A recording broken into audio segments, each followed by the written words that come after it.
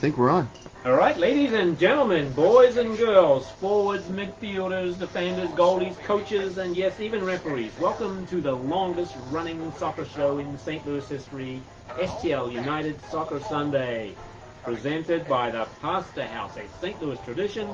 Today's show is brought to you by our friend Mark Niemeyer at NGK Law Firm. Remember, everyone needs a lawyer sometime.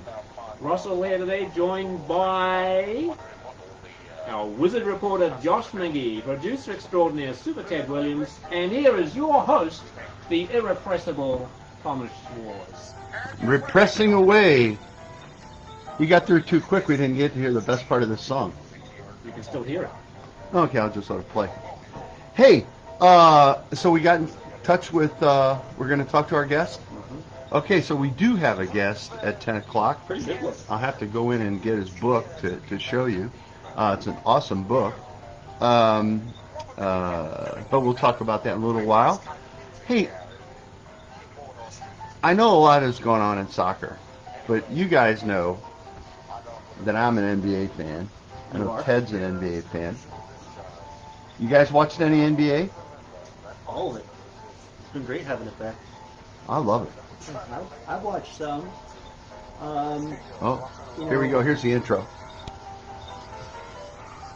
Sorry, Ted. Okay, a little Long John Baldry. I don't know if we'll get clipped on that or not. Too bad. Okay, Ted, you were saying. Oh, I watched some, and you know what?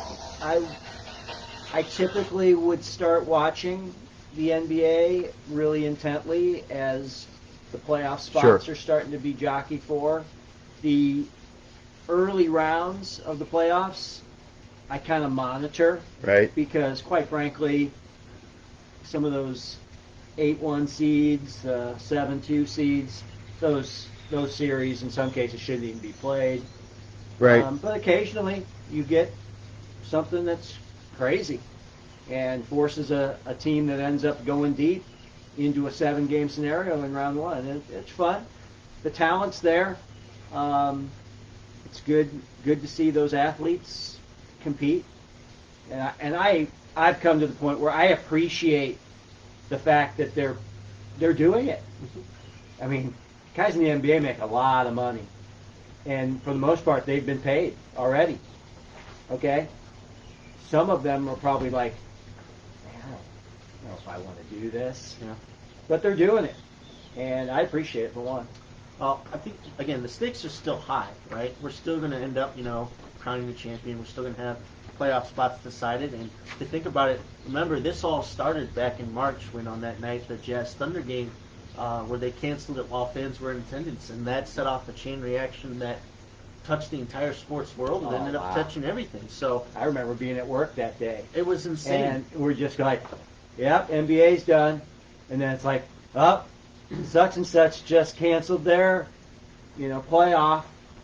Such and such just canceled their Olympic qualifier. The NBA started it off. Yeah. As soon this is gone. Yeah. Right. As soon as they went, everybody went. So it's interesting now that we've had some sports return, but now it's the NBA's turn to come back. And like Ted said, all the heavy players are still there. They all opted in. This bubble setup they've gone into detail with it, and so far it's proven to work. And the games have been great. We've had a lot of good matchups so far. This interesting dynamic of, for the last spot, that they could have a play-in series. If one of the teams behind the 8th seed is 4 games out, they'll actually have a play-in series for that 8th seed. Could be something that we see for years to come. So, again, there's a lot to look for and a lot to enjoy with the NBA coming back. And we were talking about a little bit before coming on the air. It was interesting to see the presentation, the broadcast, what they would do for fans, how would they make the environment good for the players, and so far I've been impressed. I think just the way they've run it has been the whole concept of what's happening with baseball. Is baseball just going to end there? Well, that's the problem, Tom. So that was the next thing. Was, I mean, the sport that's not in a bubble is baseball, and it's not going so well. Right, they're paying for it. Now, USL is not in a bubble, but it's working out okay. Hello, sir. Correct. I think that, we'll just have to see. I think that in terms of baseball, it's just it's a lack of following the protocols, really. And I know it's difficult to control all the different moving parts, and you're going from a city that's doing okay to a city maybe like in Miami or something where the cases are are in high supply. So it's tough. Obviously, local here, the Cardinals have been impacted with them in Milwaukee. All of their games have been canceled this weekend. But yeah, there's a real fear the season's going to get canceled here in the coming days if more cases keep coming. Hey, go ahead, Russell. Were you going to say something? It's fascinating to see how things are working out. And as you say, I was listening this morning to the latest news. It sounds like the season's very much in jeopardy at this point. I mean, getting through 60-game schedule at this point seems very difficult. Correct. And it's not like MLS where we had two teams in the very beginning that had problems. They were removed. They were dealt with. Right. And then there was nothing. Yeah. There's been nothing. They're most likely going to finish the tournament nothing. Here we've had, maybe 5 or 6 teams, more so 3 big ones, but they've impacted because when you trace back, obviously, you have to go back to teams that have used that dugout a couple days before and stuff like that. It's affected so many Here's the people. thing, though. I mean, in the NBA, aren't they, what do the guys, shower at home? Or they have locker rooms? Yeah, I assume that, from what I can tell, there's 2 courts because on Yeah. the opening night there was the Jazz Pelicans Yeah. game and they were already showing camera of another court. So they obviously Right. have 2 courts. But yeah, the interesting thing is in terms of the locker room, what is it? Do they get dressed at the team hotel and everything and then come It's over? a huge facility, so Right, how that's true. many locker rooms do they have available? And they can clean them in between, of course. Right. I saw them cleaning the courts after the games and things like that right away. So I mean, Yeah. they have. I'm sure they've thought this stuff through. But yeah, The MLS was playing basically one field, correct. and they must have been cleaning whatever facilities they were using, or they just came from the hotel, I guess. Does it look like that field's holding up okay?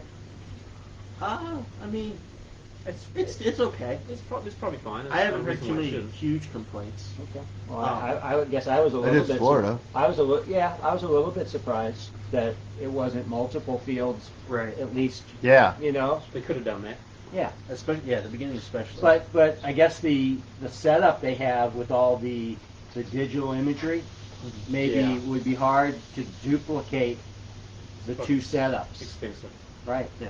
But is there any doubt that the bubble is the only way? It's the only way. Well, I mean, USL though is doing fine. Well- of course, what they've done is they've regionalized right. Yeah. the contact between teams, at least to some degree. Correct. Even if they're playing in their own, everyone's traveling to their own, play in other cities, but it's regional. But At this also, point. it's hanging on by a thread because obviously we had the county decision this week about crowds 50. of 50 or more people. Now, St. Louis FC have somehow managed to maintain their 25% rate of fans coming in. They said they got that approved. There are by some whoever. exceptions, yeah. But again, you just have to see. That's a situation where even if some little slip up happens, it'll be taken away like that. You know, the one thing everybody has to stop doing is try to get back to normal, because there ain't no more what we considered normal before isn't normal anymore, right? Well, I mean, if and you it ain't going to be normal. If you go back to 3 or 4 weeks ago, we're so much worse off now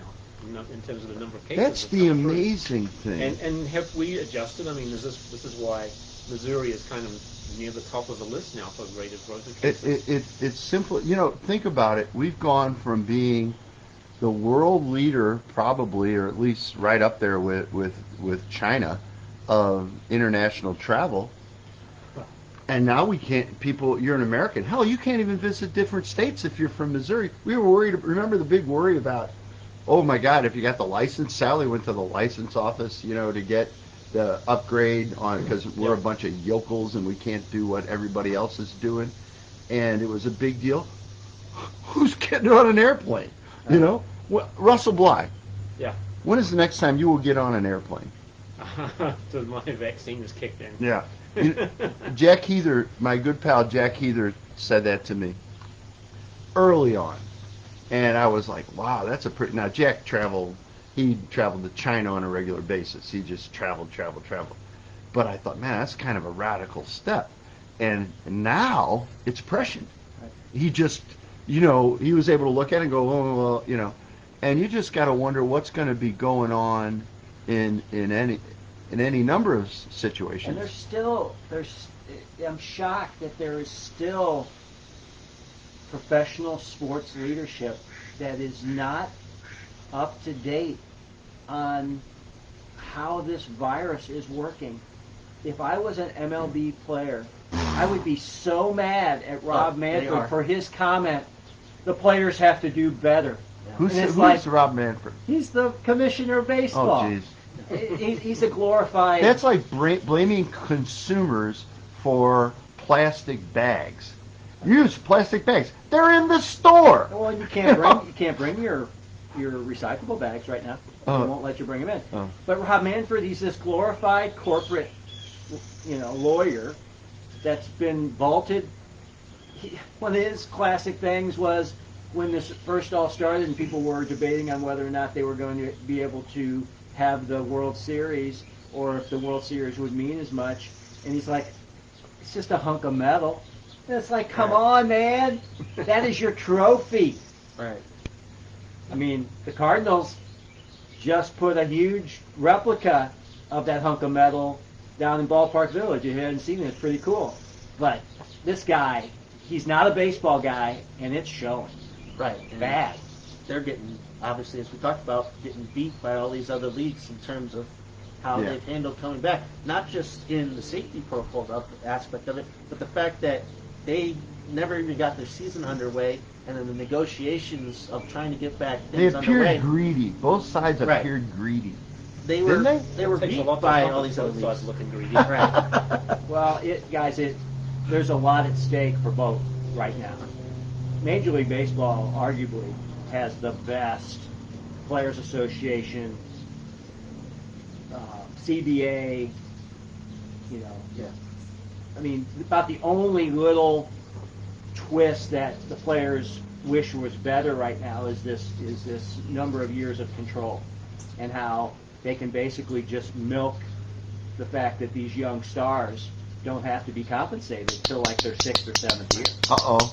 There's the magic bug. We got to jump quickly to the EPL. We could kind of talk maybe. So this segment is brought to you by NGK Law Firm. I was going to say. Everyone needs legal help at some point, right, Tom? I always say that. We're going to talk about their chat line next hour. Do you want to leave that to the next hour? This What? segment's only 5 minutes now. What time is it? It's 9:45. 9:45. So, okay. Our author's calling back at 10. Okay, all right. Let's skip the EP. Josh, give me a one-word wrap-up from anything. I can't even remember. Last week. I don't think I can wrap that up in one word. Yeah. Well, not one word. Just a quick sentence. Like what we know is you were. Oh, I got to give a shout out to Josh. He was right when he, with almost tears in his eyes and a broken heart, predicted that Manchester United would be in third place. I was right on pretty much everything about the Premier League, Tom. I feel like I don't get enough credit for all that. I said Tottenham's season was done early. It turned out to be true. United were to get third. Now, granted, they lost or tied a lot of games after I said that. Josh, what do you think that we should do to reward you for, what would the word be? Vision and Sherlock Holmes, or, he's got such great vision. What should the award be? We'll give you the Edmundo. I want a World Series trophy replica down in Ballpark. Okay. How about that? And didn't I say Chelsea would be okay? Russell got that one right. Okay. So pretty much, and we know United and Chelsea and qualified for the relegation, man. Champions League. and Aston Villa. Holy cow. That was unbelievable That's the that they survived. You didn't predict that. No, didn't predict. Okay, a smaller trophy. Yeah. Okay. Cut the legs off that. All right. No, So that our EPL coverage. that's our EPL coverage. And no Josh Fathead on the wall. No Josh Fathead. You're gonna have to wait for your Fathead. We'll just settle for this one. However, I think what we need to do is you got something to play for us, right? Sure, we can switch over real quick. I guess Yeah, that'll let's- be the next segment sponsor, Russell. Yeah, which is the STLFC. So there you go, and right into STLFC. So St. Louis FC had a busy week this past week. They had 2 matches. Started on Sunday, which is the one I attended. It was their first home match back since the restart, since March, really. They faced against Indy 11, the team they faced in the first match in their comeback, who they lost to. So what was going to be the changes? We talked to Coach Steve Trishu that morning about making adjustments, having more possession, and they changed the system, Tom. They went to the 3-back system with the wing back, something they hadn't tried before, to slow down Indy's counter. Well, what helped slow down Indy's counter was that one of the leading goal scorers in the league, Tyler Pashner, was not in the starting 11 and didn't come on to the 80th minute, which helped. Another thing that helped was the tremendous heat that was on I was display going to that ask you day. about that. How was the heat? brutal. I can only imagine. It was brutal in the stands where I Were was you in the located. shade? I was not in the shade. Oh, jeez. It was Okay, brutal give him from the there. trophy. Yeah, there you go. But for the Forgive players, you for your Aston Villa mistake. for the players, it had to be 10 times worse. And think Oh. about it, Indy play most of their matches indoors. Yes. Oh, So for them wow. to come out of that and come to St. On Louis the turf. at 4 o'clock in the turf, Super hot day. That's You're right. smart. That's just plain smart. well, you From got to a- use what you can. for You an bet. advantage. I mean, And you could see that the players was not running 100. You can't run 100% in those conditions. well, that, They- yeah, they and I'll were. have some clips to talk about a little bit. But that was kind of admitted by everybody is that while they had a game plan, and ultimately the plan was survive the first 10 minutes, get used to the heat, figure things out, and then we slide into a plan. And that's what St. Louis FC were able to do. They got a first half goal from Tyler Blackwood. Our guy, Tyler. Our guy Tyler, who I talked to a few days beforehand, was his third goal of the season, and that was enough. Coincidence? I think not. I don't think so. It was enough to win the match, 1-0 against a good offensive team. St. Louis FC kept their second consecutive clean sheet, Wow. and were able to pull within closer distance to Indy. So I have some clips from that game. Awesome. So before how are we move on going to to... Sarah's. how Again, we gonna- I got it right here. All right. I'll just play. I got my volume up. They should be able to hear it. So first off, is Coach Steve Chushu talking about. I asked him about the adjustments that he talked to us about that morning, about what worked better in this matchup against Indy, how they're able to deal with the heat, and just what type of game that he thought it was going to be. I think that's just the nature of this game, though. It's not. It wasn't going to be a fast-paced game, no chance. And just because of the weather, there's going to be a little bit more space, a little more slow. But there were times I thought when we did keep possession, we could go forward, but then we ended up going backwards. And so something to work on. But for all in all, I thought maybe it was 50-50 on possession, I would think. But when we did have it, I thought we played pretty well with it. I think that was the difference, really, is the fact that they got more possession in this game, which was crucial. Indy were crushing them at their place in transition and possession. But the fact that they got more possession, they were able to deal more with it. They were able to play more balls down the channels. That's kind of ended up how the goal happened. That's how most of their offensive chances were able to be created. And yeah, I just think that the adjustments, I really like the feedback system, honestly. If you've got three really talented center backs, play them all. Right. You've got Sam Fink, Manuel Kavita, the captain, and Toby Adewale, who we got in the offseason. If they're all great, then they all need to be playing. Hey, I want to ask you, what was the fan experience like? Phoenix, it was just kind of bone jarring to see initially because usually, I'm there hour and a half, hour 15 before kickoff, and even you'd say 30 minutes, 45 minutes before kickoff, the stands are filling up. There was nobody because obviously they didn't let fans in immediately, and of course when they did come in, they're all still in the shade because of the heat, Sure. or they're all just kind of filing in, and even by game time, you're like, man, you look at the bleachers, and it's freaky. And what you saw on TV was a smattering of people on the far side in the heat. I mean, that's just Yeah. a brutal place to sit. Yeah. Correct. On the season tickets holder side and the seats, pretty good crowd. Yeah. I'm interested about, now you could see rows Distance? blocked off. Was everybody so distance? There'd be a row with people, and then behind them, no people. Okay. And they do that. Now, of course, those seats are close in proximity anyway, so Yeah. it's kind of tough to judge on that Yeah. front. The bleachers, as Russell said, you could see the precautions in place. They had bleachers roped off that people couldn't sit on. So they've got a plan, and evidenced by the fact that the county is still letting them do so. Yeah. But on Is- top of that, the heat. I mean, Right. I sat on that other side when it's been 95, and it was hotter than that on Sunday. Ooh. Agreed. Well, It's I mean, brutal. going on to my next clip here from the captain, Manuel Kavita. Again, it was just a talking point. I think was the heat for both sides. It's like you're at home, you've dealt with this before, but it's still one thing to come out, in that type of heat and have to deal with it. So Any estimate on how hot it was on the turf? Anybody? I'm sure it was close to Hotter 100. than hell. It's close. I mean, Oh. it felt like close to 100. Did you ever go to a day game down at Busch Stadium when they had the turf in? It was just, guys would burn their feet. Well, I on would the turf. attribute it to like going to a Cardinals game in July Yeah. where you have no shade. Yeah. It was that was my type of experience. But again, actually having to physically work at the highest level in that, I can only imagine. So that's- I think that had just, if you're going to play soccer in the summer, you better provide shade. right. Well, it's just kind of tough. I mean, they do all that they can. They had the water breaks. Oh, well, which is good. I was talking to the building of the new stadium. Right. You want people to come in the summer to St. Louis. Correct. Do it like they do in England. covered the damn seats. I'm hoping that's in those renderings. Oh, yeah. Those things There's a lot of they hand go out. Yeah. All right, Josh, hit your next. All right, so here's our Captain Fan video talking about the environment and talking about going forward, continuing to do what they do and what they're known for, and how they'll be successful. First 10 minutes, I was like, wow, it's going to be a long game. But I think the guys handled it well, and as long as you keep a zero, especially with us, if we keep a zero, I think we'll have a good chance of winning because we have a lot of attacking power. We got a lot of good attackers. So I think as long as we can keep a zero, we win games. And that's what they've been able to do, really, is that if they have this mentality of keeping teams out, even against these tougher opponents like Indy and Louisville, they've got the attacking powers that they're going to be able to get one of these goals. They nicked one at Louisville off that corner. This one was worked by Tyler Blackwood, who is my final clip. And this one is where he kind of talks about the game plan, what they've been working on in training that week with this new system, and how it was going to work, and also a little bit about the goal and just the mentality that they had on the field that day. We just started training this way this week. Coach saw something, and we all agreed, yeah, we need to try something different against Indy.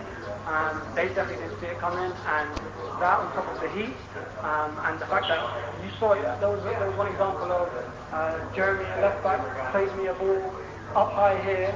It didn't quite work out. When I turned around, he was sprinting to get that next one, and we get something from it. They weren't ready for that work rate today. So again, I just think that's very interesting that they talked about the change in training that it took to get to this Indy matchup. Now I know we got to rope scores here real quickly. Last night, bit of a trap game. That it turned out to be a trap game. St. Louis FC lost to Memphis 1-0. Offense just wasn't as sharp. Poor marking led to the goal. They actually conceded a penalty kick, but Kyle Morton, who's been great so far this season, was able to stop it. But they couldn't build off the momentum of that. They couldn't get one past Tim Howard. It was Memphis' first clean sheet. So Tim Howard was in goal? Tim Howard was in goal. Awesome. The owner and sporting director of Memphis. It was in Memphis? Yep. So tough result. It was Yeah. even tougher. Indy lost. We could have picked up some ground on them, Yeah. but hopefully they rebound this week. They've got 3 home games in 10 days now coming up. Biggest stretch of their schedule, honestly. They can really do some damage here. This just in from Edmundo. Josh's recording came in loud and clear. And Jim Hershey, I'm trying to read your...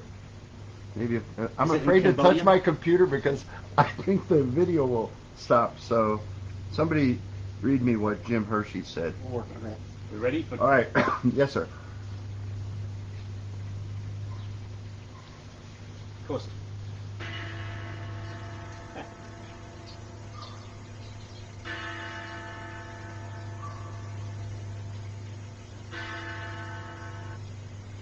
All right, scores brought to you by Tango in St. Louis. Tango in the time of coronaviruses, taking an extended break still. The popular impression of the tango in the US is based on depictions in movies such as Scent of a Woman and TV shows like Dancing with the Stars. But even what is called Argentine tango in these shows is based on the unrecognizable ballroom dance version of tango, which branched off from the original tango in the 1920s in this country and in Europe. Argentine tango continued evolving in Argentina in a different direction, with an emphasis on connection between the dancers and with the music, rather than on extravagant steps, as well as acknowledging the cultures of Argentina and Uruguay. And now the scores at 2:56 p.m. Greenwich Mean Time. English FA Cup Final. Saturday, Arsenal 2, Chelsea 1. Boo! Sorry, Josh. Italian Serie A. Yesterday, Brescia 1, Sampdoria 1. Atalanta 0, Inter Milan 2. Juventus 1, Roma 3. Shock home loss. AC Milan 3, Cagliari 0. Napoli 3, Lazio 1. Today, to finish off the season in Serie A, it's Spal against Fiorentina, Bologna against Torino, Genoa against Hellas Verona, Lecce against Parma, and Sassuolo against Udinese. MLS is back tournament quarterfinals.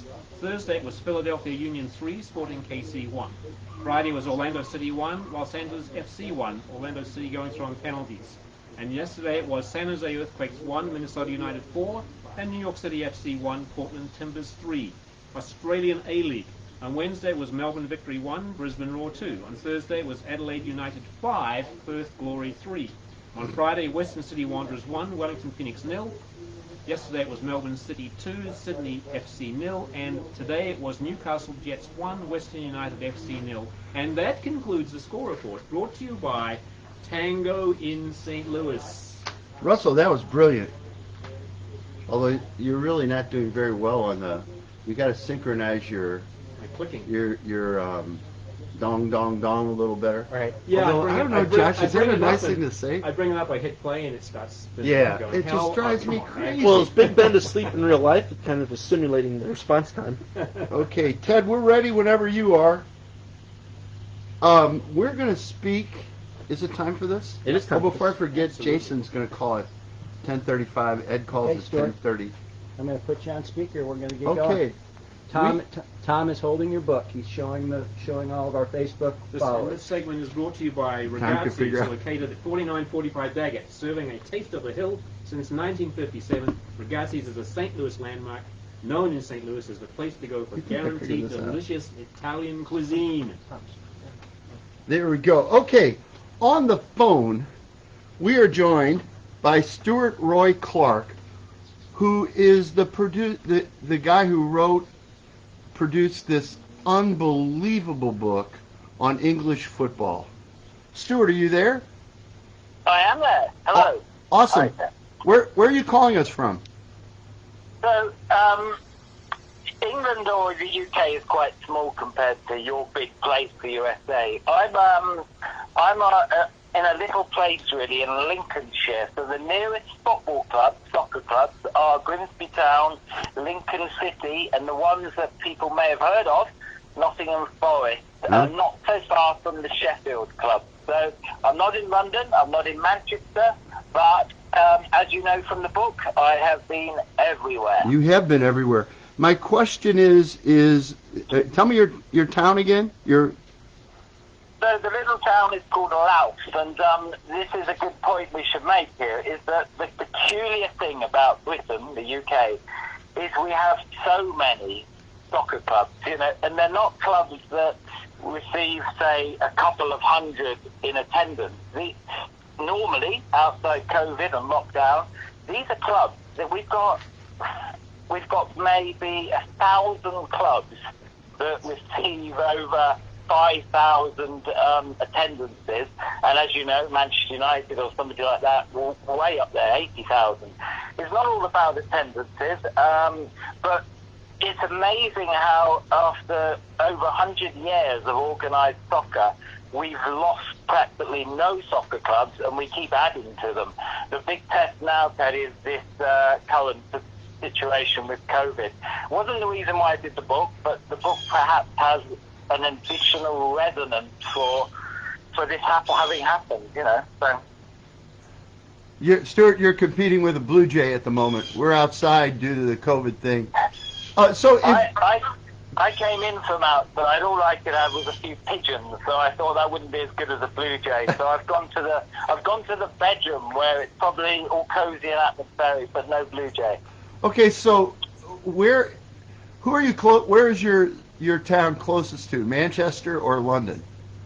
Manchester. So for all the years that I've done this, which is 30 years, this book in a way celebrates 30 years of me doing what I've done, and it celebrates all of soccer history going back till, in a way, we claim the 1300s to be the first games. But for most of the time, the 30 years, I've been based in the north of England, in the Lake District, actually. I moved to where I am speaking to you from quite recently to be with my daughter, but I was I'm not famous, but I was quite sort of known for doing this thing about, a kind of urban phenomenon, really, which is soccer, but from a very rural place, the Lake District, known for poets like Wordsworth and, all that lot. Yeah. And, it couldn't be more picturesque. That was the sort of backdrop to where I've done it all. I was never based in London. That's Wordsworth and that lot. Those of his ilk, I guess you're saying, right? Yeah. I understand that the Lake District is something not to be missed. It's absolutely spectacular being there. Absolutely It's spectacular. not to be missed. So when you lot are able to come over and visit us, and we did get Japanese and the Americans were the most visitors outside of the Brits, if you like, to the Lake District. They loved the sort of sense of history, the poetry. And at first sight, people said, why are you doing this thing about soccer? Why do you have like a museum, your own gallery? Why are you based there? Why aren't you based in Manchester, Liverpool, or London, or Birmingham, or somewhere? And, it was kind of so I kept my sanity because I was going to so many games to put all this collection that you're looking at in that book together, that I kind of felt I had to retreat to talk to the sheep and, a bit of swimming in the lakes and sort of beauty outside of the beauty that I believed is in the game. But not everyone sees that. Not everyone thinks soccer is beautiful. They think it's a load of mostly men chasing a ball and loads of fans behaving quite badly or almost badly, yelling, swear words and things. That's probably a lot of people's view of it. But as I said, going back, a few minutes ago, I claimed that the reason why I'm so mad on doing all this, I'm professional. It's how I earn my living, but I'm a huge enthusiast. But we have nothing better to show off, Ted, in this country than our soccer. I really believe that. Maybe the Lake District is as close as you come to something so magnificent. I got to interview Martin Tyler a few years ago. He was then. Oh, yeah. Well, and I said to him, well, what's your favorite soccer to watch these days? And expecting him to talk about, one of the bigger clubs. But no, for him, it was his local club that he went. And I think he said it was a 500-person stand or something like that, which is what you're talking about right here, right? In this. It is. Martin's been at the top of his game, commentating on all the big matches. But you're right. I actually went to photograph him at his local club, exactly as we call it, in the west of London. And he can't wait to, relinquish the seat to commentate on Manchester United or Liverpool to get down there. Yeah. And he's the coach, of this club. Right. And so he does have a deep understanding of the game, and Martin's bought quite a few photos off me over the years. So it's interesting you should mention him. That he's definitely of the same nick as me, if you like. We are of the same fold. Well, I'm sorry to interrupt you, but Russell, our pesky Kiwi on the show, does score updates. And so he's going to give us a score update. No, it's not a score. I'm actually going to ask you a question. Oh, he's going to ask you a question. This is even better. So, Stuart, just like in New Zealand, can you talk a little bit about the culture of participation in sports? I mean, we don't really have that in the US. People, as adults, don't participate in sort of an organized club kind of level of sport in the same way that they do in countries like Britain and parts of the Commonwealth. And that you could play at various levels in a club. A club may have teams of various levels, but it all feeds into support for the teams at the top. Can you talk a little bit about that? I will. I'll just say, by the way, I've understood that you've just been made. It doesn't sound like a chore to me reading out football results. When I'm even in this country, this English voice of mine, when I go to Scotland, which is our great neighbours, and in a way, I am going to answer your question there, that Scotland and England equally have played a huge part in the formation of the world game in terms of laws and everything like that to this day. When I get to Scotland and I'm put on the radio, they make me read out some of the football results because they love the English voice. And there's one particular score that was East 5-5, Forfar 4, which actually happened, and they always get me to read that out, and they laugh their heads off. Anyway, that's a famous scoreline. The nature of the game here, I was going to say as I understand it, but I do feel I'm quite an authority. I'm a photographer, but I have a deep interest in the history of the game, and to this day, there is a game kind of played in a few parts of the country, which is almost without rules, and it's called sort of uppies and downies, or upwards and downwards. And I think there's 5 places left that play it, and it's believed it's been played since about 1300. Wow. And it's kind kind of basically a ball is thrown in the middle, and you can be on whatever side you choose to be, and it's a hell of a rough game, if you like. It lays outside of the Football Association or Soccer Association official ruledom, and in a way they're not allowed to sort of say it's good. They have to sort of say, well, it's a version of the game. We don't have any say over how it takes place. So I'll very quickly start with that. It's still played at around Easter time and one or two other places, times of the year in parts of the country. There is an island up in Scotland that plays a version of it. It's a bit similar. It's a mass participation game, not 11-a-side.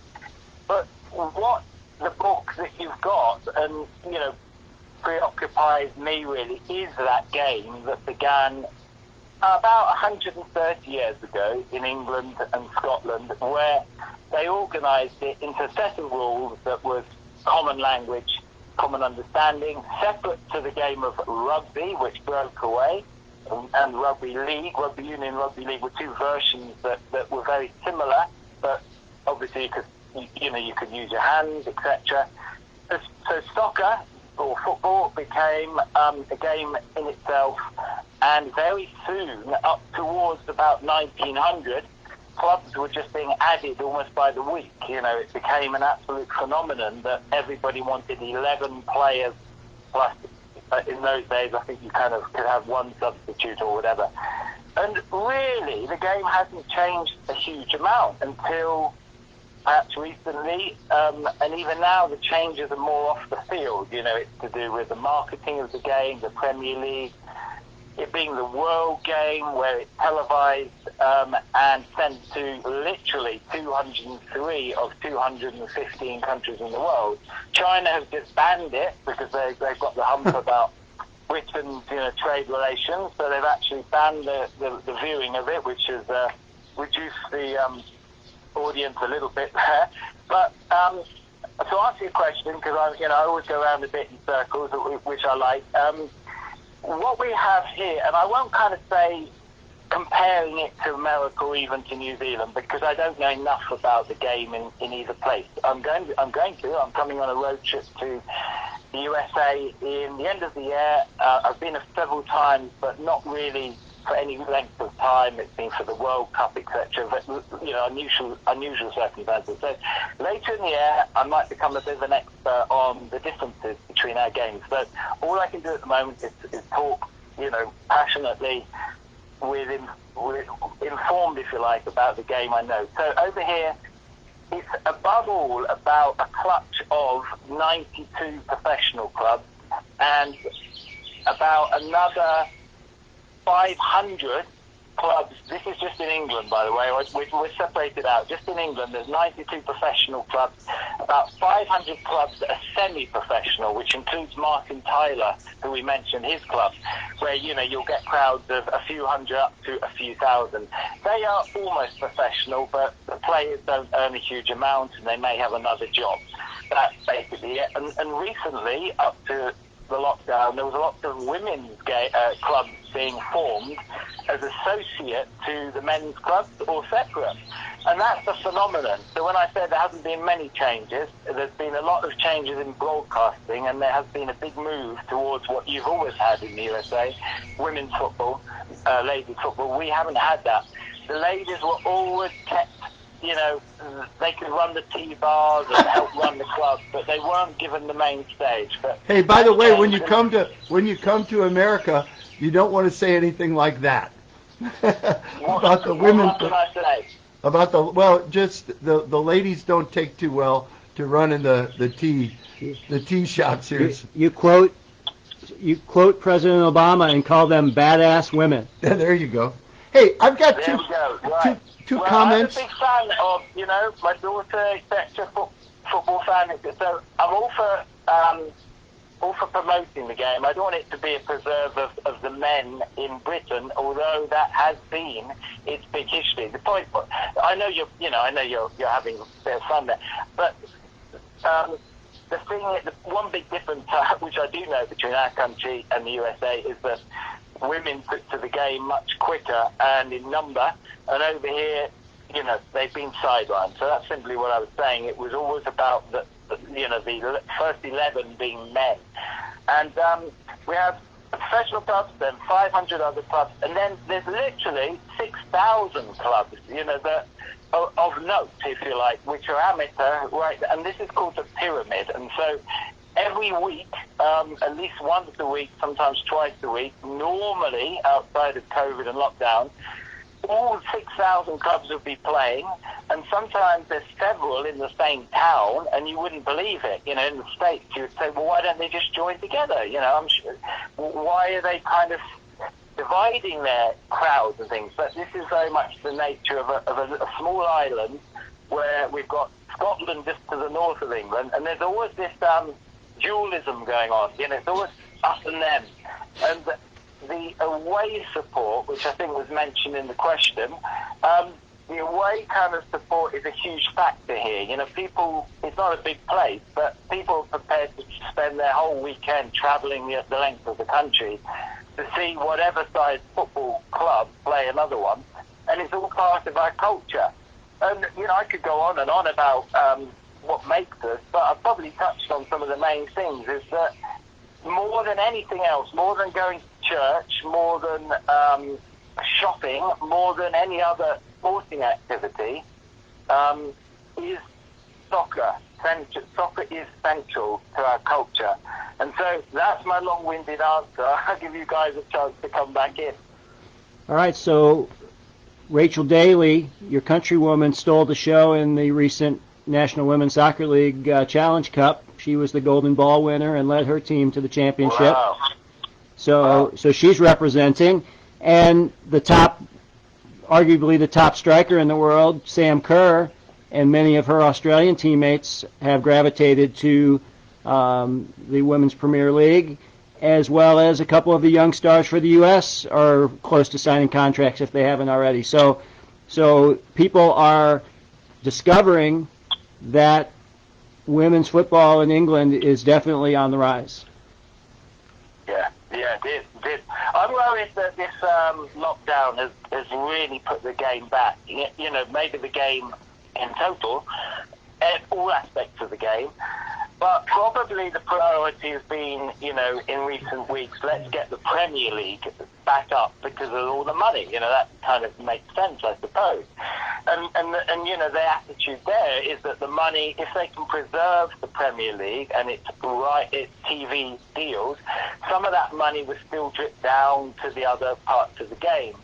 But those other parts of the game haven't been helped, at all by the lockdown, the COVID, whatever we want to call it, interruption of 3.5 months. It severely damaged the women's game. I really thought it was on the point of no return, where it was becoming stratospheric in its popularity and would never catch up the men's game quite, but, daily, weekly, people were joining up and the crowds were going up, and I fear it's going to put it back several years or worse. Hey, Stuart, Josh has got a question. Yes, Stuart, I Hi, want to Josh. talk to you about your book. That's how we came into contact with you.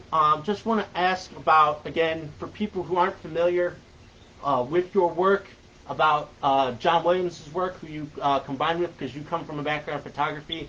He's been writing about football as his job as a professor. Just how you guys were able to collaborate on this book and what you're hoping to tell with your guys' story through your work.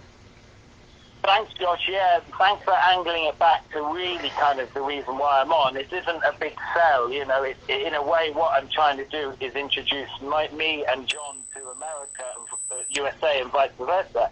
And the book is a great way of doing that, because it yells that it's about the UK football, but what it's also trying to say is, whether or not we helped give this game to the world, it's a world game now, and we're coming to see you, and we want to find out more about your game. But let's start back with the thing that we know best about. Now, going back 30 years ago, John Williams sort of summons me to his university office in Leicester, and he's still there, which isn't a lack of ambition. He's just a very happy man doing his job, which is, he's actually a professor of sociology, but in his eyes, you can't get more sociable and a subject worthy of sociology than soccer, with all its aspects of crowds and, you know, in the worst days, hooliganism. Why was that happening?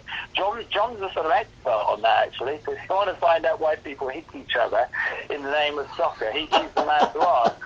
He's a lovely guy, and then at the moment he's on cloud 10, if there is one, because he's a Liverpool supporter, grew up in Liverpool.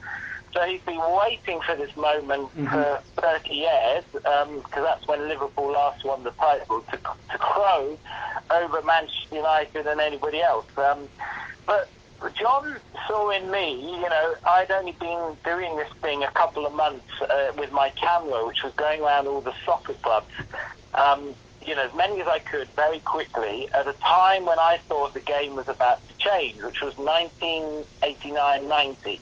Yeah. We just had this horrible Hillsborough disaster, which was about to change the face of the game, and it meant that there would suddenly be a lot of money to be put into the game by the sort of government or clangos, and in a way the game itself, but only on the basis that it changed, you know, that it kind of got his act together, that it didn't allow such a thing to happen again, which was this crushing of fans at a football match, you know, which should be a day of sort of gaiety and, you know, good humour above all, and sportsmanship. Instead, you know, not nearly 100 people dying in the name of soccer. So it was a huge point in the history of the game, and John and I looked at each other at that moment and said, you know, we are kind of doing the same thing, you with a pen, me with a camera.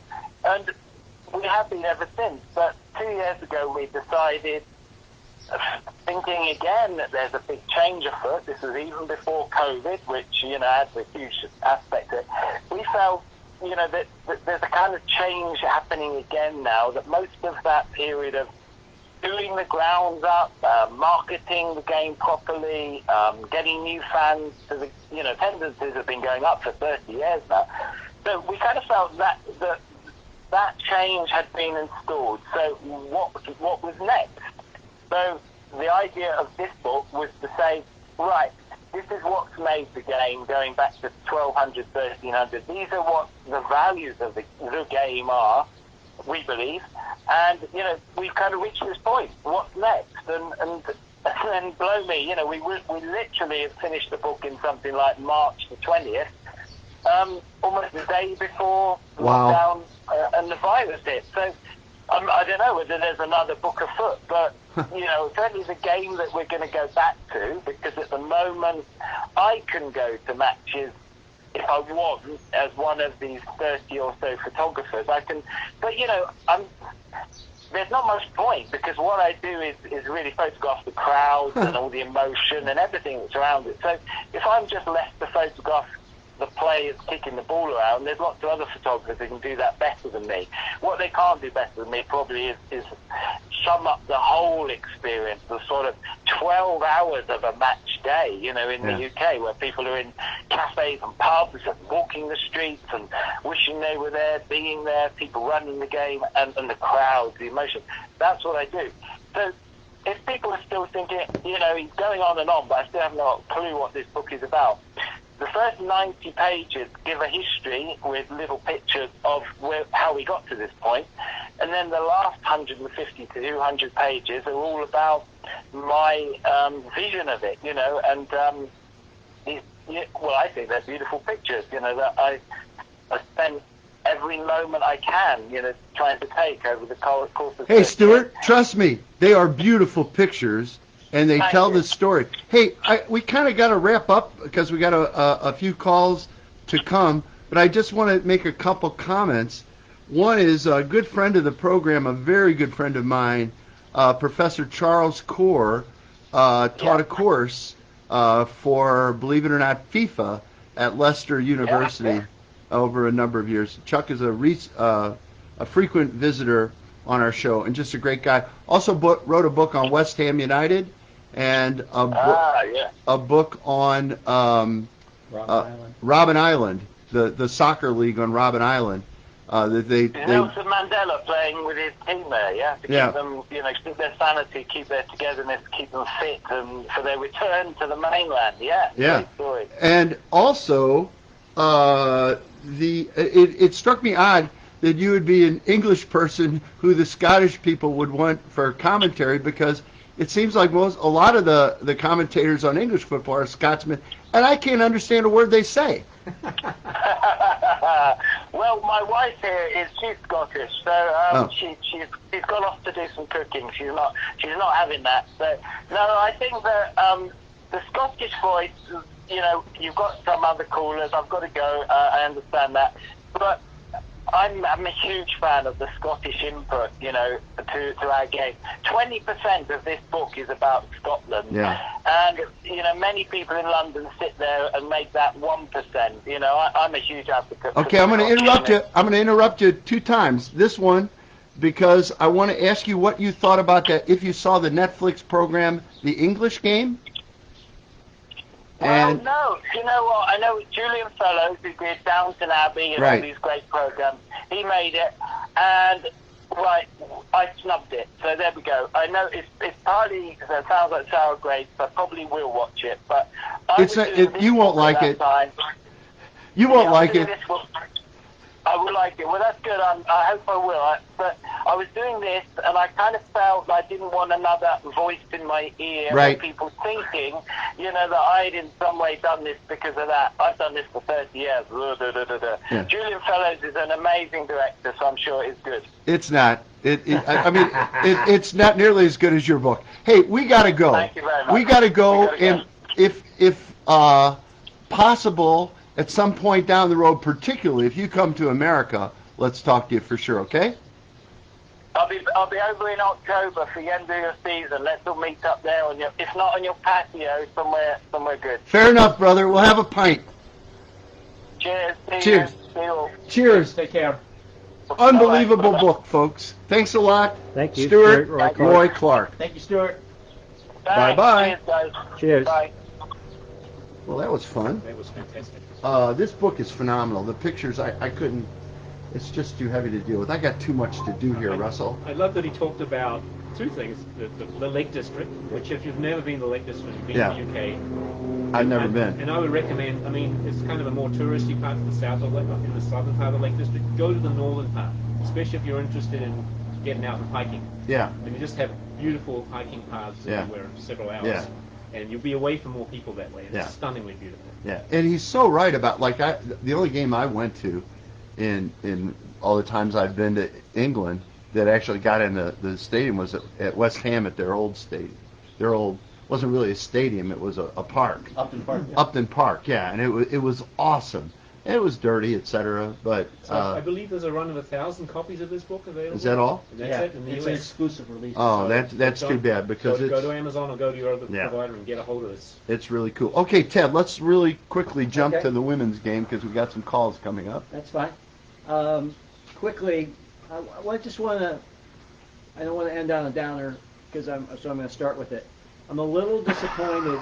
Start with a downer. I'm a little disappointed in some of the national team players that chose not to participate in the Challenge Cup. They've been doing media for other things while the Challenge Cup is going on and not mentioning the Challenge Cup at all, other than maybe to mention their reasons about not participating. I'm just going to say this. Screw you guys. They're holding the league. They're the placeholders for this league. Did you just say screw those guys? Yes. They're the placeholder for you to come back to this league when you're ready to play. So you need to kiss their feet when you get back, even though they're used to kissing yours. All right? Wow. That's all I have to say Yeah, about this that. is a little strong. This is from. I'm trying to think of specific names because some people like Alex Morgan. No. Has been for pregnancy. So It's Megan. Okay. It's Tobin. It's Kristen. They've got their little ventures going. Megan's got a show coming on, a podcast, and a book. I admire her. But come on. These young ladies who make one fraction of what you make are holding court for this league and they pulled it off. The amount of discipline it took to pull this off was incredible. Right. And we know they're not going to get the coverage, from other athletes. So anyway, okay. I love the league. I love the national team. I love watching those individuals play the sport. But come on, give your fellow professional footballers some credit. Okay? I don't follow every tweet and every Instagram post. Almost. So they may have said something in that forum. But in these podcast forums that were going on concurrently, or in case of Megan Rapinoe with Julie Foudy, and I know it's ESPN versus CBS Sports, come on, bring it up. And shame on Julie Foudy, who I also enjoy, for not interjecting it and saying, Megan, how about these young ladies that are representing? Okay. With all that being said, great result for Houston Dash. Yes. If you are on Instagram and you haven't checked out the video of their celebrations, many will say, act like you've been there before. Houston's never been there before, and God love them, they celebrated like they'd never been there before. Christy Mewis was legendary in her celebration. Okay? It was fun. And if you don't think it was fun, shame on you. These young women were in a bubble worked up for today. 5 or 6 weeks. Put them on the pulpit, man. Yeah, really. And they were ready to unwind. And thanks to our hometown brewer, Budweiser, they were unwinding. If you're a subscriber to The Athletic, search Christy Mewis celebration. And there's an article about the celebration and probably 5 videos that capture Christy having the time of her life. She had never won anything before. She had never been part of a championship team. As much notoriety that she's had, and she was a youth national team player, and her sister Sam has won championships both in the league, in college, and World Cup. So God love Christy. She came back from an ACL, and she enjoyed the hell out of winning that championship. Well, I just enjoy the dynamic. I think it parallels, honestly, with MLS, with the 4 teams that we're getting in the semifinal. Of a team that no one expected to compete for this type of thing, to come through and beat the odds and bring about new light and new faces to the league. I think that in both of these different leagues, it's a good thing to have this type of, depth and storytelling that gets people invested. We just got off the phone with a Brit. Rachel Daly, a Brit, Golden Ball winner, MVP of the tournament, was the captain, co-captain of the team, and their manager, James Clarkson, also a Brit. He told his friends, if I were you, and you're placing a bet, and this was the first professional women's soccer event in North America where there was actually wagering, because everybody was desperate to wager, right? Right. He's like, hey, you put $100 down, enjoy your winnings, because he had a really good feeling about this group. And some people are. Anyway, that's all I got to done? say. All right, Tom, where's your hose? We need a hose. Hey, man, I'm No kidding. Just throw them in the waterfall, John. I'm going to be going through some major WOSO withdrawal. Yeah. There's nothing. There's nothing now. Right. You ever Nothing try now. weed? It was I mean, binge. you need something to calm it It was down. total binge. Well, the next thing I'll just have a big water pipe out here for them to have a couple. Hey, Jim, Hershey, I'm trying to I can't reply to these So stupid Jim's not stupid Right. comments. Jim is talking about, in terms of the travel stuff you were talking about, Oh. how whatever you think it is going to be, add on like months. And Jim to it. is a world traveler who's currently Right. in Phnom Penh. He said it's going to get worse before it gets And better. Donaldinho Adam, I can boo Arsenal if I want. Here's a guy. Well, wait a minute. Let's talk to me. Edmund, are we calling Edmundo? Here's a guy. Oh, I think our thing is loose. Here's a guy who accused me of. It needs to be tightened. Accused me of liking Manchester United, so I would root for the house when I went to the casino. That is outrageous. Okay, is Edmundo calling us, or are we calling him? Calling him right now. Okay, we're calling Edmundo now, and he's going to talk about some stupid This segment stuff. is brought to you by Edmundinho. Oh, yeah, himself? Absolutely. Why? He never pays us anything. Of course, it's a real He's payment. Edmundo. He not to have doesn't him- need to Can pay. you do this? But not to have him here would I'm be gonna put you on speaker would probably over be here in better. a sec, okay? All right, he's on. He's on. Ladies and gentlemen, We now bring you Edmundo. are you there? Gentlemen, you There are you go. coming in loudly and clearly, and Yuck, the yuck, yuck, video is really good today. Thank you. Yeah. What are you going to talk about? Tom, I'm going to talk about face masks and music and quarantining. Well, you only got 5 In minutes, song. dude. In song. Yeah, Here sing we it. go.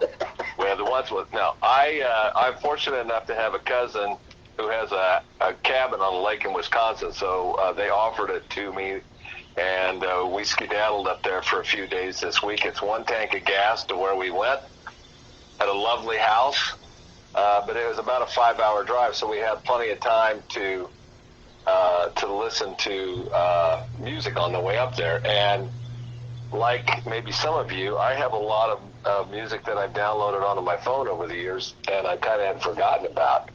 And it was a trip like that you just kind of put it on shuffle and let it roll, and you hear a lot of good music that you haven't heard in a long time. And so there is something to be said about getting out on the open road, even if it's just to travel someplace that you can do it in 1 tank of gas. I'm desperate to Going do one way. that. I'm I beg your desperate to pardon? do that. Yeah. It was a great time. And as kind of an aside, when was the last time that any of us has, by choice, had the windows to our houses open, even not only overnight, but during the day? Oh, my God. Yeah. The well, weather has just been... Last week was brutal out here, and we barely Yeah. made it till 11 o'clock. And this yeah, week it was is, horrible. you almost need long sleeves. Almost. Well, we had in southern Wisconsin, it's right across the Illinois border, highs in the 80s, low humidity, low at night into the 60s. Mosquitoes? Not coming through screens. So we had just lovely weather, and my thanks again to my cousin and her husband, Christy and Bob Duwa, for their generosity of loaning us their cabin. Duwa, D-U-W-A. He kind of does what Homie does. What's that? I'm Yeah, sorry. what Homie used to do. Make fun of And, people? So it was not a cabin. Yeah. It was not a cabin. It Nice. was quite the elegant manse for us to stay in. Nice. So, but I couldn't help but take a minute here to talk about. We drove through Lake Geneva to get to this place, Lake Geneva, Wisconsin. Very nice resort town, packed to the gills. Nobody wearing masks. Jesus. As we drove through, and I just. And while we were there, the head physician in Chicago issues a statement about not only people from Missouri, but people from Wisconsin. If they come into Chicago, they're supposed to quarantine for 10 days, 2 weeks or something. Jeez. So you want to make America great again? Wear a mask and stay pretty much isolated for about 8 weeks, and this will flatten out, and the economy will come back, and people will go to work, and you won't have to worry about getting a check for $600 because you'll have your job. It's pretty simple. 8 weeks? Wah! Yeah, I Tell him, know. Ted, it's got to go the other way. Oh, no, you did it. Nope, not gonna go. That's Sorry, right. gotta go past Nobody me. wants to see my face going, wah! That's probably true. Okay, Ed, is that it? That's it. When I come back, Tom, I'm going to be like, I want to pull a Bob Dylan at Newport. I want to come back electric. Ooh, I like that. Yeah. that. And we'll right. have people, we'll just hire people to come and yell traitor at I you. think he's warning you. You need to upgrade the electrical system. He'll bring his own. As long as you get an extension cord, I'm Oh, plug yeah, in. no, we got put plenty the of amp cords anywhere. for. All right. Well, thanks for calling, man. Miss you. Hey, man. Miss you. Take care. You guys take care. Stay cool out there. Bye. We're always cool. Thank you, Edmundo. Bye-bye. Okay, Jason is going to call us. Jason Norsich, wrapping up the situation at, there he is. Jason, are you there? You're on the air. I am here, guys. How are you all doing? Okay, we got to do a quick hit here, brother, because we got a whole bunch of stuff to cover. How's the sale going? Sale yesterday went very lot more stuff to go. In particular, what? Women's activewear. We have like yoga pants, leggings, kids, women's materials, cleats, shin guards, running shoes. All stuff goalkeepers still is there. So goalkeeper gear is from $5 to $25. So it's a really good time to pick up stuff for next spring if you're even thinking forward. Okay, and so where is this again, Jason? Inside Chesterfield Mall, down on the south end by where Sears used to be, parked between Jared's Jewelry and the V-Stock. Walk through those common doors and you'll walk right into the store. Okay, and Jason, again, you're not going out of business. You're just closing a location, right? Correct. Just close the location. The less stuff I have to move, the better. So I'm willing to do some deals if they want some fixtures. I got plenty of fixtures for sale as well.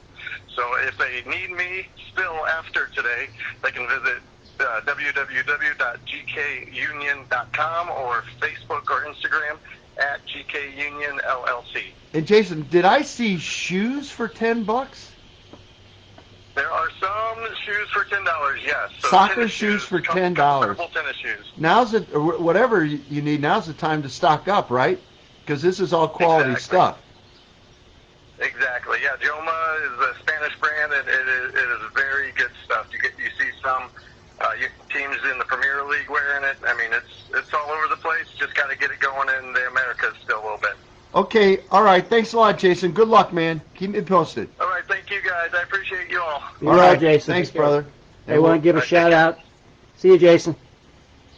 Give a shout out to my man Mike Henning, my high school baseball teammate. Yeah. Wisconsin native. Because he joined the Facebook Live. Hey, Mike. Oh, hey, Mike. All right, Josh, you got a comment from somebody on there, too. I can't figure these Facebook I have a comments comment out. from somebody? Somebody said hey to you. Somebody said hey to me.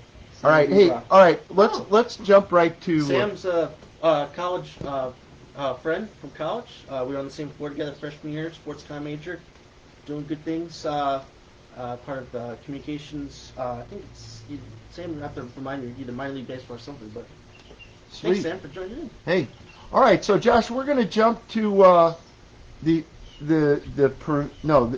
Champions League, but before that, real quick, I've got to tell you about the NGK Law Firm chat line. You go to ngk.com. Let's give a little shout to NGK right there, ngklawfirm.com. You got a question, you ask the chat person, they tell you if they can help you or not. Right. Come on, how easy is it? And if you're watching this, for example, right now, and there's a chance to click the NGK, well, it won't be on this one because probably somebody else is going to sponsor this one, but when you see it, click the button to tell them that you saw it on Soccer Sunday. Okay, Josh. Yeah. Let's talk Champions League, brother. I've been waiting for this all morning. Let's talk, because it's coming back this week, Tom. We're finishing what we started with the Champions League this season. Matches come back starting this Friday and Saturday. Okay, Friday, and do we know what channel they're on? I'm going to save that for the end. Oh, like okay. Ted, I'm pissed off. Okay. But no, Friday and Saturday are the return legs for the round of 16 Get the matches. hose, Ted. You might. The matches that didn't get to be played that were still 2 legs. So this is the second leg of the round of 16 matches. We got Juventus hosting Lyon, with Lyon leading 1-0 on aggregate. We've got Man City hosting Real Madrid, with City leading 2-1 on aggregate. On Saturday, it's Barcelona hosting Napoli, with the aggregate tied at 1, and then Bayern Munich hosting Chelsea, with Bayern leading 3-0 on aggregate. And these are the only games that are going to be played in the home stadium. Correct. Completing the round of 16. Yeah, they will round out the round of 16, and then we will move to Lisbon for the quarterfinals and onward. In terms of these matches, I mean, again, some of these teams have been laid off for quite a while. Yeah, like Bayern. We got Lyon, who's been off because the French league was one of the first to They've been cancel the playing rest some of the friendly season. games in France, but okay, it's not the same. Correct. No. Bayern won their league weeks ago. They've been off. City have enjoyed a little bit of a break since the Premier League has ended.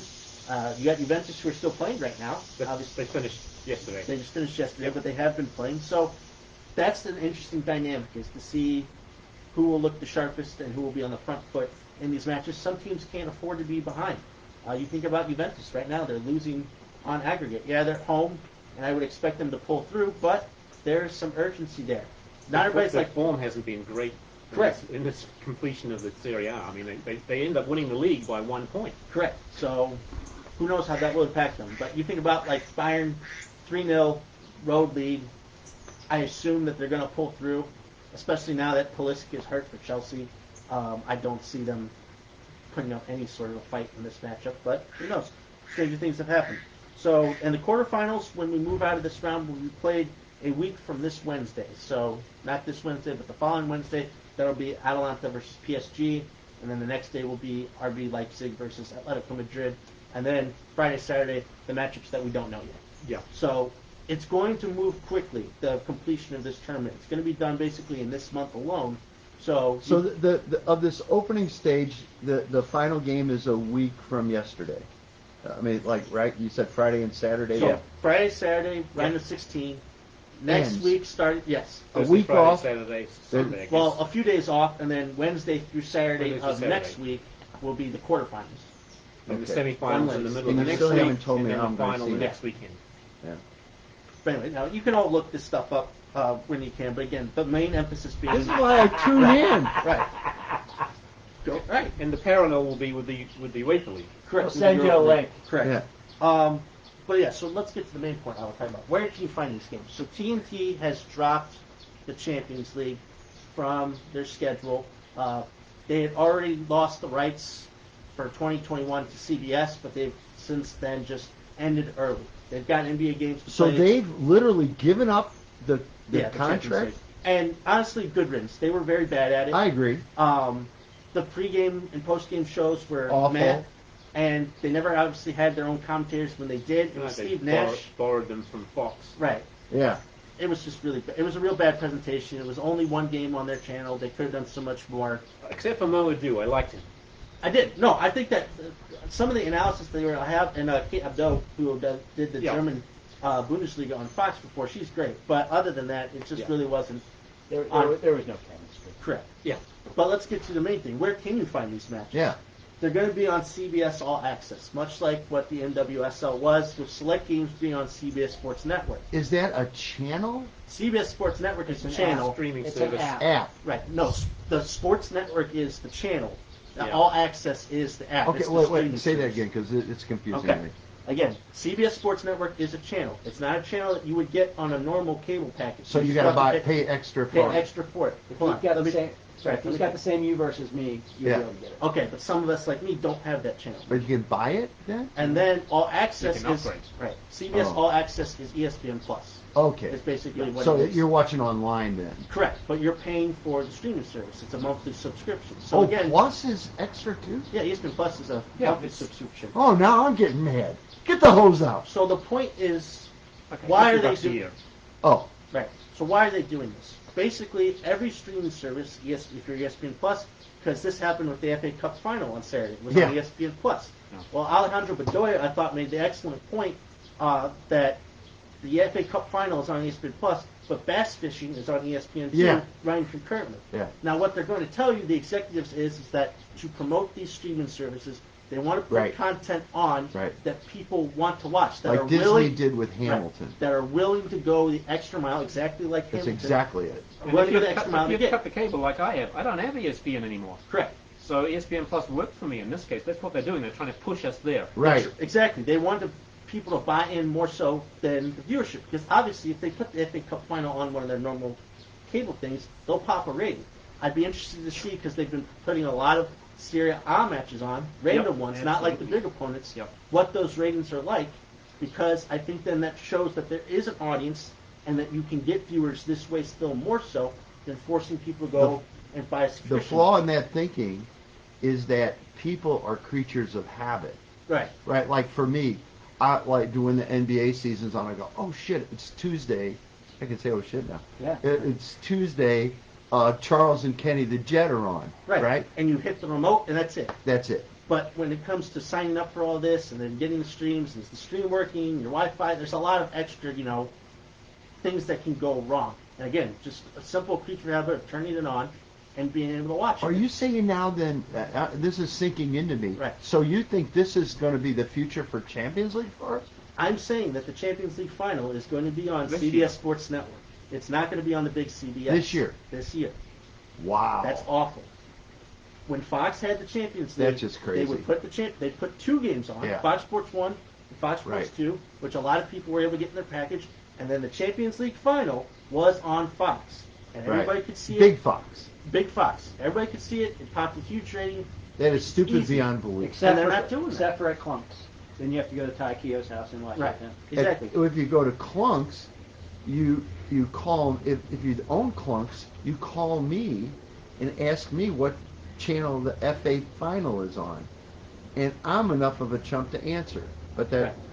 But what we've been talking about this with the NWSL, they opened on big CBS. Huh? They closed on big CBS. Now, of course, all the other matches were on their streaming service, but still, they gave more exposure Yeah. than they previously had ever Yeah. just by having those matches on CBS. If they can do it, why wouldn't you want to have a global audience tuning in to the Champions League? It defies logic. $6 investment. I watch a month's worth of soccer.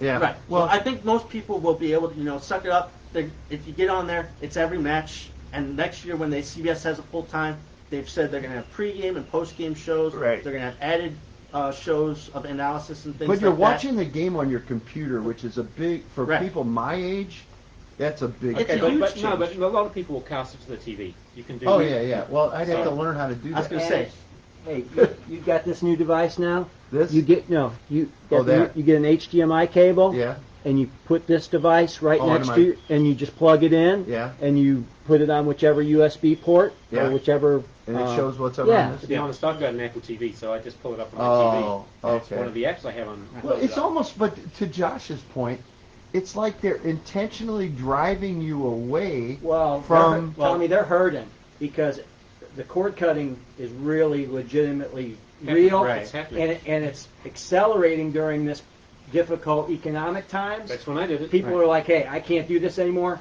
and the ESPNs, HBOs, Showtimes of the world, who used to be a $10 add-on or another tier of cable, people aren't doing it anymore. So to recoup that revenue, they're having to launch these services. But they're cutting their own throats. But it's going to be a la carte now. You can add and subtract this CBS All Access, Oh, just like we got Hulu just for Handmaid's Tale. yeah. And then, And then I cancel it, Yeah. and then when the Handmaid's Tale comes Yeah. back, we'll get it again. Right. You should put something in front of your face so they don't know that. I mean, It's month to month. kinda Month to month. I mean, you're allowed to do. Unless you can buy an annual pass, which usually Right. it's some money off, but otherwise you can come and go as you please, Right. just Right. as long as you remember to cancel it. But it's don't just, it's just something also to think about. I know it's like it's $5 for ESPN Plus and it's $7 for this, but then also if you're doing other deals for streaming services, this is just a tough time right now It adds to up. ask people to add subscriptions. But exactly, because I'm already giving you $70 to $100 a month, easy, to begin with, Right. and then you're telling me, I'm looking at it from my perspective, that's not enough. I've got to get this. That makes me say, well, shit. Why am I watching? I got all these channels that I didn't even know Yeah. I have, Right. and they're worthless. That's the right? point. That's the point. That's- I mean, you hope they're saying everyone's going to cut the cable, and everyone's going to go to pick and Okay, choose what so they they're want. what you're saying is, and the Josh cable. is saying they're giving in right now. Yeah. Right.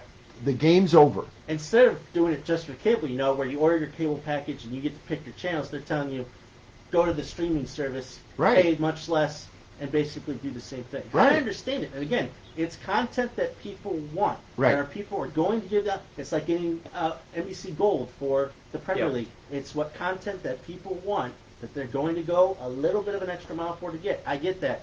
But again, in terms of viewership and eyes on the product and growing the game and all these other different things, you need a national viewing And audience. throwing to do in so. a bone. Of course, Right. just to mention NBC Gold, of course, for EPL's going away, it's getting pulled Going into to Peacock, yeah. Premium. Exactly, and they tested that out this season, obviously, with that one day where all the matches Yeah, were on exactly. Peacock. So it's a change. It's going to be a change we'll all have to get used to. But I think that when you're just getting the product, this is going to be your first year of having it. You want people to see it. You don't want people to have to search for it. So I totally get. I think- mean, I see both sides, but it's just my personal preference. But I'm telling people, if you turn on the TV this weekend, you're like, "Where's my Champions League?"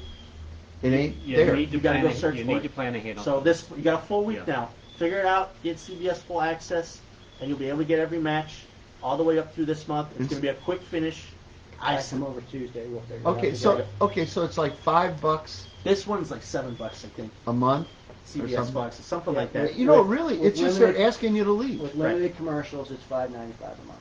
Okay, but they're just asking me to leave. Right. Because it's like whenever, I mean, we've got Netflix and Amazon. Amazon, I think, is the best deal of all because you get your packages free on quickly, and then you get a TV channel thrown in. Yeah. But you know, Netflix, I like having it, but we never watch Well, the it. services are not going to live with reduced revenues.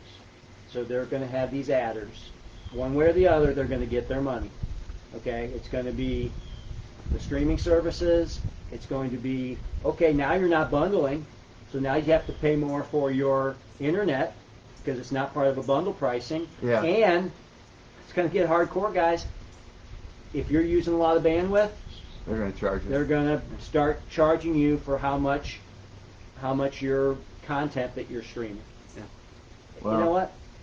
If you enjoy watching live sports, you're just going to have to navigate the new. And we the have new all normal. found out how much we enjoy watching live sports in this thing. Hey, we're right at the end here. Let's kind of wrap up. Ted, got the camera on you. Wrap up with your final points here. Okay, I'm going to miss women's soccer. It's my favorite sport. I enjoyed having it back for a month, and I'm going to miss it. NBA's back. Wearing my Blues gear today. NHL's back. Hopefully they can keep these. Is hockey doing the same? Yeah, bubble. Yeah, they're- two Bubble. different bubbles, In Toronto, Canada. Edmonton. Hopefully that this bubble scenarios are going to work. And then the other thing is, it's funny you mentioned Kenny, Charles, and the gang. Yeah. State Farm, who does lots of collaboration advertising with the NBA, have a new fake TNT crew as part of a commercial. Oh, It's Jesus. Kenny Smith standing in the background watching the fake Kenny and Shaq and Charles and who's the host? Ken- Johnson. Ernie Yeah, Johnson. Ernie. Yeah. Yeah, and it's hilarious. Do you And- see Kenny do the thing, go behind the Yeah, screen? go on the board. Yeah. He did that last year and it screwed up. This year, it was great, actually. right. It's like he's on the court with Oh, those yeah. guys. Yeah. Oh, Anyway, I love those guys, I do too. and I love NBA, and this stuff's going to get real here real quick. All right, Josh. Didn't get to talk a lot about today, but I just want to say kudos to the Premier League and Project Restart for, again, figuring out a way to get this season done with, to do it in the home stadiums. I was thoroughly entertained. The atmosphere did not get to me one bit, and the finish was fantastic, Yeah. having races in the Champions League spots and the relegation made up for a champion being crowned early. Transfer window's open. Oh, We have Champions League coming back. oh, It's going to be a next fun, week. and it's a condensed summer. It's going to be great. There'll be Yeah. news every day, so I'm excited about that. Happy for the Blues to be back today, and all the sports coming back. And I also just want to say, I know on another different note that schools will be opening up here soon in Missouri. I know teachers are going back. I just hope everyone is safe, that they navigate these precautions the best they can. I hope parents are a little bit more understanding about the situation, what teachers are having to go through, Oh, man. and just again, Empathize, people. get with the program. Please. Empathize. A little bit of empathy, and my heart goes out to the student athletes. Yeah. Man, high school sports was a huge part of my life. Same. I went from soccer to basketball to baseball for 3 straight years. Boom, boom, boom, and then Legion baseball in the summer. Yeah. Man, oh man, my heart goes out to you guys. I can't imagine not having my senior year. Same. All right, Josh, you finished? Yep, I am. Stay Let me safe, ask you a everybody. question, though. Yes, sir. Have they decided when the next Premier League season is starting? September September 20th? Yeah. Really? September Yeah. 20th, yep. So it's right around the corner. I know. Yeah, and there's Awesome. going to be, I'm happy. there's also beginning the qualifying for the World Cup. Actually, is going to start. Oh, It's gonna yeah. be Back up. Yep. Even though Please, the Euros are still sitting in the background to be held next year. In next, yeah. Yeah. Boy, I wonder. And You just probably got to won't be- wonder what's gonna with all They that may end up stuff. concentrating that rather than have it It's spread just, out. I think that the lesson, if the NBA gets through this in particular, because that's what I really care about, but hockey too, etc., that every league has to go to the campus situation, I think. And I'm always pushing the sports that are happening down under Yeah. New Zealand, and the rugby's going on. Still great games on ESPN Plus if you catch those. I've got my shirt today is about the America's Cup that teams are starting to gather in Auckland. Oh, wow. America's Cup is in Sure. February and March when the final will be raced. But American Magic is on the water in Auckland right now, starting to train on their boat. So it's we don't hear anything about it because it's not in our view right now. But that's coming up, and the other challenges will be arriving soon and getting set up, and so it's all underway. So I think one of the curious things I noticed this week was the last couple of weeks of the season, teams have come out with their new shirts for next season, and they started playing in them. You see Man City's shirt, and yesterday Juventus played in their new strip, which I like a lot better than the one they played in this year. Oh. So I those like are now, Juventus. and then I get an email from a soccer store in New Zealand because I ordered from them once, and they've got all the new strips in the store already. You can buy them. Wow. In New Zealand, for God's sakes. Wow. So anyway, I want to echo the thoughts of you guys. Look, let's just be kind to each other, be thoughtful. Empathy. Just we can get through this. We just gotta buckle down, and we need to do it here now. Now, last week, it's like if you think you need a lawyer, you're a little bit late. Folks, come on. I mean, I honestly thought we would be nearing the end of this, not the end, at least the end of the first stage, and we're like, I'm cutting this is about as big a social group as I'm going to ever be in for the time being. For the time being, I had hoped that we would flatten things now because I mean winter's coming, folks. Yeah. And if you want to see an effect of winter's coming, look at Melbourne, Australia. Yeah. 610 cases yesterday. Wow. They've now locked the city down for the next 6 weeks. Wow. You can go out. There's a curfew from 8 p.m. to 5 a.m. now, and you can go out. One person per household can go out and do some shopping. That's it. Russell's throwing out some Game of Thrones references there to get your mind, to get people's Winter's attention. coming. Winter's coming. I don't think this is over, folks, unless we get a vaccine. I don't think it's nearly over. Winter's coming. Yeah. That's all I'm going to say. Yeah. I'm just simply stunned. We're not in the second wave yet. This is This is just a bump on the first. Well, wave. it's places where people didn't have it before. All right, we're about out of time. I'm going to just say bye-bye. Oh, Russell, I'm sorry. You didn't hear that. You didn't hear that. You've been listening to STL United Soccer Sunday, presented by NGK Law Firm. Until next time, enjoy the beautiful game. Okay, now can I say it? Bye-bye.